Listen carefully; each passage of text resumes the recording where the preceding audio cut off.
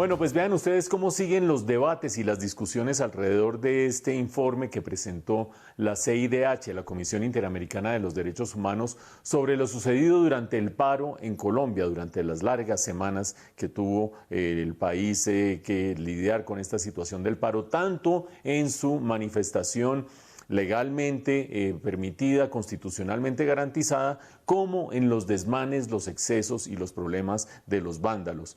Y hay que decir que cuando uno lee las 48 páginas del informe de la CIDH, termina concluyendo, ustedes sacarán sus propias conclusiones, los que lo hayan leído y los que lo vayan a leer, pero termina concluyendo que hace un recuento razonablemente completo de los principales hechos acontecidos. Sin embargo, hacer el recuento no es suficiente. Algo va de hacer un recuento a calificar ciertas cosas y a sacar recomendaciones y reflexiones sobre otras cosas.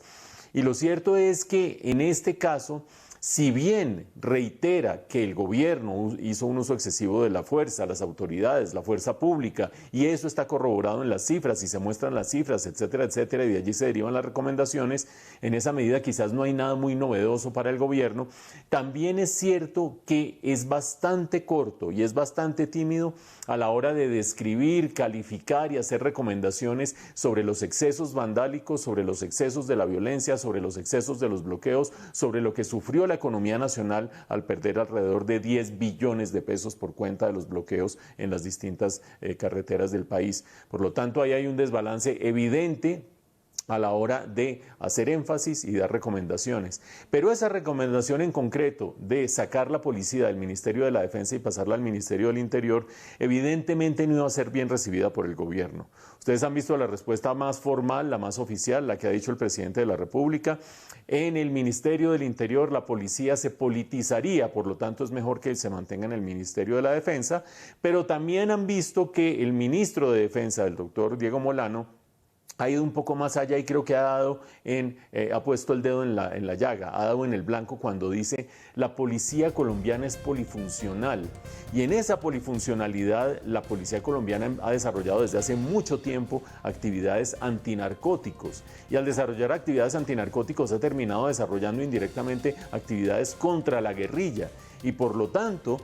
tiene sentido que haya una estrategia coherente entre la fuerza pública, las fuerzas militares, el ejército, etcétera, etcétera, y la policía porque tienen en alguna medida labores conjuntas y labores que se intersectan. En principio, la policía se debería dedicar solamente a verificar y mantener el cumplimiento de las normas por parte de la ciudadanía, mientras que las fuerzas militares deberían defenderse o defender al país del enemigo externo, de un enemigo como la subversión. Pero esa intersección de la polifuncionalidad de la policía colombiana ha hecho que sí sea necesario tener una estrategia conjunta, una racionalización de los recursos, que haya una coordinación en las labores de unos y otros. Creo yo que esa es la principal razón por la cual ni este gobierno, y me arriesgo a decir que ningún gobierno de los que vaya a venir en adelante va a terminar sacando a la policía del Ministerio de Defensa. Por lo menos mientras siga existiendo esa labor para la policía de luchar contra los narcóticos, contra el crimen organizado alrededor de los narcóticos y también de luchar contra y consecuentemente contra bandas que están detrás de ese crimen. Y eso probablemente pase mucho tiempo antes de que se termine.